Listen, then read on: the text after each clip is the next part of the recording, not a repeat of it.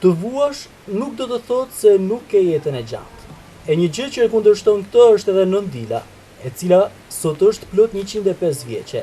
Ka kaluar një jetë mes kalvarit të vuajtjeve dhe mundimit, mes gjakmarrjes e ngujimit, por edhe sot kur mbi të rëndojnë plot 105 vite, ajo jeton sërish në kullën e të parëve të saj. Por ajo çfarë e pengon realisht në jetën e përditshme është mungesa e dëgjimit, ndërsa ajo mundet të ecë dhe të kryejë të gjitha nevojat e saj vetë. Nuk do të thotë se Nën Dila ka patur një trajtim të specifikuar për jetëgjatësinë e saj. Gjithnjë, çdo ditë, çdo çast i jetës së saj, që prej kohës kur ajo është martuar, ka qenë veç se vuajtje e mundim.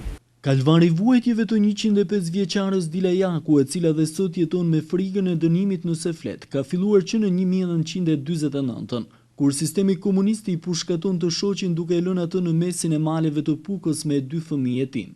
Por vuajtjet duket se do të ishin vetë jeta e saj, pasi në 1964 asaj vrasin të birin, duke lënë një fëmijë të mitur dhe nuse në shtëpi me skamjes e mjerimit. Kështu historitë e gjakmarrjes në odat e Dila Jakut vijojnë deri në vitet 2000, ndërsa ajo bëhet dëshmitare e dhimbjeve të njëpasnjëshme, por pa u dorëzuar kurrë.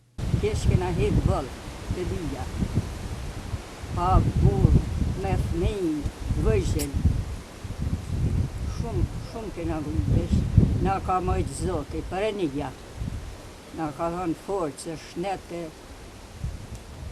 me mojtë fëmijë, me mojtë jetimat. Vete moshuara me sankthit e frikës, nuk flet asnjëherë me të panjohurit, ndërkohë që e vetmja fjalë e saj është se nuk ka njohur gëzim.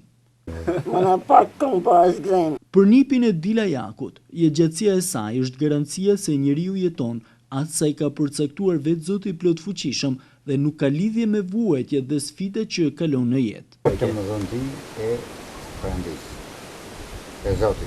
Dila Jaku nga fshatrat e thellë të Pukës është dëshmia e saj se jetëgjatësia nuk garantohet kurrë nga trajtimi që ke në jetë.